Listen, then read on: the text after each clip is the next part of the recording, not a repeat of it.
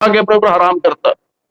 تو اس لیے اللہ فرماتے ہیں کہ یہ تو یعقوب علیہ السلام، ان کا ایک نام اسرائیل تھا، تو انہوں نے اپنے اوپر حرام کی تھی، اور یہ تورات کے نازل ہونے سے پہلے کی باتیں ہیں، یہ تورات سے نازل سے پہلے کی باتیں ہیں۔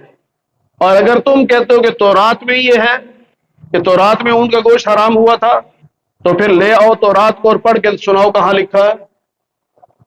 فَمَنِ افْتَرَىٰ عَلَى اللَّهِ الْكَذِبَ مِن بَعْدِ ذَلِكَ، اتنی بات سننے کے بعد بھی جو اللہ پر جھوٹا بہتان باندھے گا وہ بڑا ظالم ہوگا۔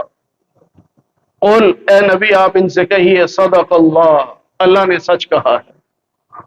فَاتَّبِعُوا مِلَّةَ إِبْرَاهِيمَ حَنِيفًا، لہذا میں تم سب کو دعوت دیتا ہوں کہ ابراہیم علیہ السلام کے نقش قدم پہ چلو، یعنی ان والے عقائد اپناؤ۔ وَمَا كَانَ مِنَ الْمُشْرِكِينَ، اور حضرت ابراہیم علیہ السلام مشرک نہیں تھے، لہذا ان کے نقش قدم پہ چلنے کے لیے ضروری ہے شرک سے توبہ کرو، شرک چھوڑو۔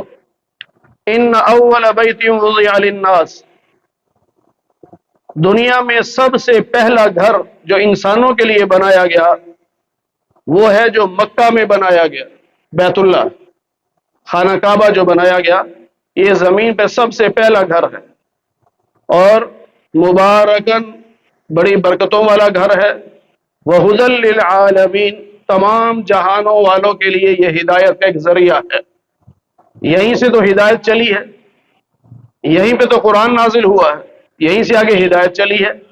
فِيهِ آیاتٌ بَيِّنَاتٌ، اس میں بڑی واضح نشانیاں ہیں، مثلا مقام ابراہیم، مقام ابراہیم ہے۔ حضرت ابراہیم علیہ السلام جب بیت اللہ کو تعمیر کر رہے تھے، پہلے آدم علیہ السلام نے تعمیر کیا، پھر طوفان نوح میں وہ گر گیا تھا، پھر اس کے بعد ابراہیم علیہ السلام نے تعمیر کیا۔ اب جب بنا رہے تھے رب کے حکم سے، تو جہاں تک ہاتھ پہنچا وہاں تک تو بنایا، پھر پوچھا یا اللہ بس یہیں پہ چھت ڈال دوں، تو میں نہیں اور اونچا کرنا ہے، یا اللہ ہاتھ نہیں پہنچتا، اللہ فرمایا ہم پتھر بھیج رہے ہیں، ایک وہ جنت سے ایک پتھر آیا، آپ اس پہ کھڑے ہوتے وہ لفٹ کی طرح اوپر لے جاتا، اور جب مٹیریل ختم ہوتا تو لفٹ کی طرح نیچے لے آتا آپ کو، اور اگر آپ چاہتے بھی آگے جانا ہے تو پتھر آگے لے جاتا۔ اس کو مقام ابراہیم کہا جاتا ہے، اور یہ آج بھی مکہ مکرمہ میں مسجد حرام میں موجود ہے۔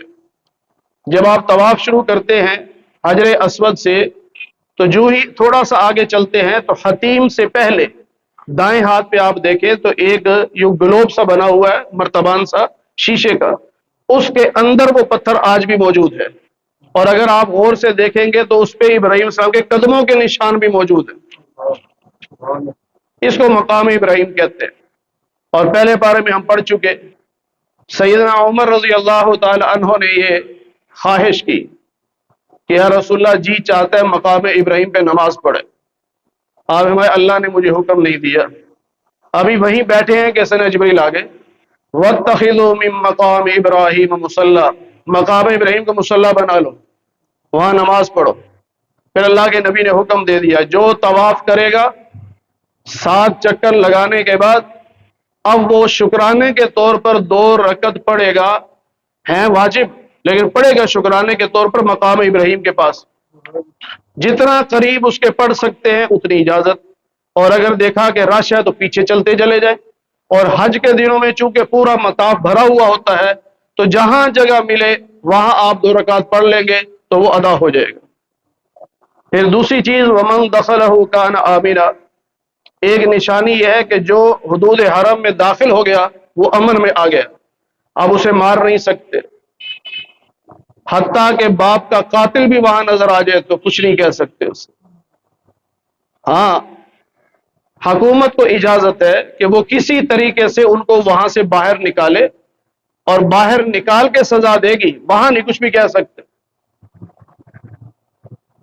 صحابہ کرام جب حج پہ جاتے تھے تو ظاہر ہے لمبے سفر ہوتے تھے، اور پھر 2 مہینے رہتے تھے، واپس بعد میں جاتے تھے، تو وہ 2 خیمے لگاتے تھے، ایک خیمہ حدود حرم کے اندر ہوتا تھا مسجد کے بالکل قریب، اس میں رہتے، ایک خیمہ حدود حرم سے باہر لگاتے تھے۔ اگر کسی غلام نے کوئی غلطی کر لی اور اس کی ڈانٹ ڈپٹ کرنی ہے تو پھر حدود حرم سے باہر نکل کر اس خیمے میں جا کے ڈانٹ ڈپٹ کرتے تھے. کیوں؟ حدود حرم کے اندر تو امن ہے، وہاں تو امن کی گارنٹی دی گئی ہے. پھر اللہ فرماتے ہیں وَلِلَّهِ عَلَى النَّاسِ حِجُّ الْبَيْتِ، لوگوں پر بیت اللہ کا حج فرض ہے. کس پر؟ من استطاع الیہ سبیلا، جو وہاں جانے کی استطاعت رکھتا ہو. اس میں نصاب کا کوئی تعلق نہیں. جو شخص اتنے پیسے رکھتا ہو کہ اپنے گھر سے مکہ سے واپس گھر آ جا سکتا ہو، اور جتنے دن وہاں رہنا ہے اتنے دن کا خرچہ، اور پیچھے اتنے ہی دن بچوں کا خرچہ اس کے پاس موجود ہو، تو اس پہ حج فرض ہے. ہمارے یہاں لوگ کہتے ہیں نہیں جی ابھی تو گھر میں 2 فرض اور ہیں، بیٹیاں ہیں، یہ بھی فرض ہے، ان کی شادیاں کر لیں پھر حج پہ جائیں گے.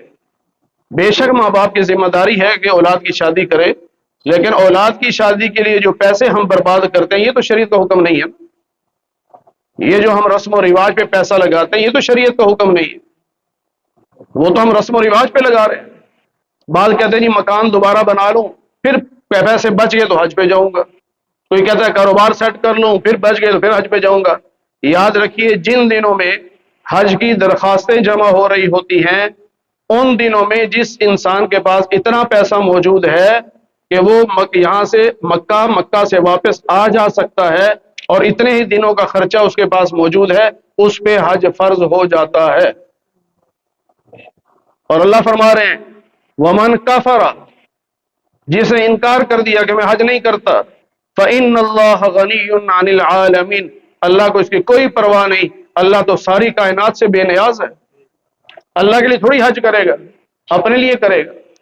اور نبی پاک صلی اللہ علیہ وسلم نے فرمایا، حدیث پاک ہے، جس پر حج فرض ہو چکا ہو اور پھر حج نہ کرے، فرمایا اللہ کو کوئی پرواہ نہیں کہ وہ یہودی ہو کے مرتا ہے یا عیسائی ہو کے مرتا ہے. یعنی اللہ اتنا ناراض ہوتا ہے کہ اس کی موت یوں سمجھو جیسے یہودی اور عیسائی کی موت ہے. کیوں نہیں حج کر رہا؟ وَلِلَّهِ عَلَى النَّاسِ، اللہ کی رضا کے لیے لوگوں پہ حج فرض ہے، اللہ کی رضا کے لیے، دکھلاوے کے لیے نہیں. تو جو صاحب استطاعت ہیں، جا سکتے ہیں، وہ پہلی فرصت میں حج کریں، پہلی فرصت میں. بعض دفعہ ایسے ہوتا ہے کہ ابھی حج فرض ہے، پیسے موجود ہیں، ہم نے سستی کر دی، پیسے خرچ کر لیے، اب آگے پیسے کوئی نہیں اور دنیا سے یوں ہی چلے گئے. اب قیامت کے دن پوچھو گی جب حج فرض تھا تو کیا کیوں نہیں تھا، اس کا جواب دے.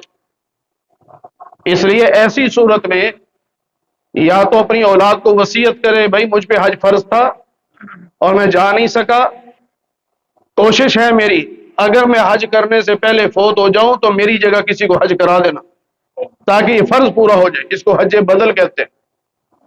اپنی جگہ کسی کو بھی حج پہ بھیجا جا سکتا ہے جو آدمی خود نہ جا سکتا ہو.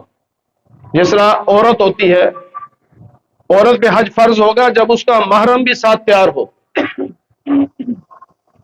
عورت کے پاس پیسے موجود ہیں لیکن اکیلی حج پہ نہیں جا سکتی جب تک محرم ساتھ تیار نہ ہو.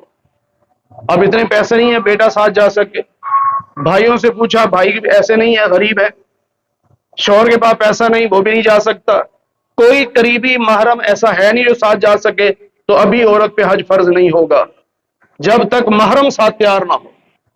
آج کل ہمارے معاشرے میں یہ بہت برائی ہے کہ بغیر محرم کے عمرے پہ جا رہی، حج پہ جا رہی بغیر محرم کے. 48 میل سے زیادہ کا سفر ہو، یعنی آج کل 77 کلومیٹر سے زیادہ کا سفر عورت بغیر محرم کے کرے گی تو گناہگار ہوگی، اللہ کے ہاں وہ گناہگار ہے. اور اب سعودی عرب والوں نے پیسے کمانے کے چکر میں یہ شرط ہی ختم کر دی، محرم ہو یا نہ ہو عورت آ سکتی، صرف پیسے کمانے کے چکر میں، اور کوئی چکر نہیں ہے کہ لوگ آئیں گے ہمارے ہاں زر مبادلہ آئے گا. پہلے شرط ہی ان کی طرف سے بھی، لیکن ہمارے پاکستانی جو ایجنٹ ہوتے یہ جھوٹ موٹ کسی کو بنا دیتے، جی فلاں اس کی پھوپھی ہے، یہ فلاں اس کا بھتیجا ہے، فلاں اس کا بیٹا ہے، جھوٹ موٹ کا محرم بنا کے بھیج دیے. دنیا والوں کو دھوکہ دے لو گے، اللہ کو تو نہیں دے سکتے. اللہ کو تو پتہ ہے بغیر محرم کے آئی ہے تو پھر گناہ ہوگا. پھر اللہ تعالیٰ فرماتے ہیں اہل کتاب لم تکفرون بآیات اللہ، تم اللہ کی آیات کا انکار کیوں کرتے ہو، حالانکہ اللہ تمہارے اعمال کو دیکھ رہا ہے، اللہ کو سب پتہ ہے۔ یہاں بھی ایک واقعہ ایسا پیش آیا، مدینہ میں دو قبیلے تھے، اوس اور خزرج، یہ دونوں بعد میں مسلمان ہو گئے۔ یہودیوں کے الگ دو قبیلے تھے، بنو قریظہ اور بنو نذیر، وہ الگ تھے۔ جب یہ مسلمان ہو گئے تو یہودیوں سے برداشت نہیں ہو رہا تھا کہ مسلمانوں کو جو مکہ سے آئے ان کو سپورٹ مل گئی اور یہ آپس میں بھائی بھائی بن گئے۔ حالانکہ یہی دو قبیلے، ان کے ہاں پہلے بہت لمبی ایک لڑائی چلی تھی جس میں بہت قتل و غارت ہوئی۔ تو یہودیوں نے ایک چال چلی کہ یہ دونوں قبیلے اکٹھے بیٹھے ہوئے تھے، تو انہوں نے آ کر وہ پرانے زمانے کی جو جنگیں تھیں، ان جنگوں پر جو انہوں نے قصیدے پڑھے تھے اپنے اپنی برادری کے خاندان کے، وہ آ کر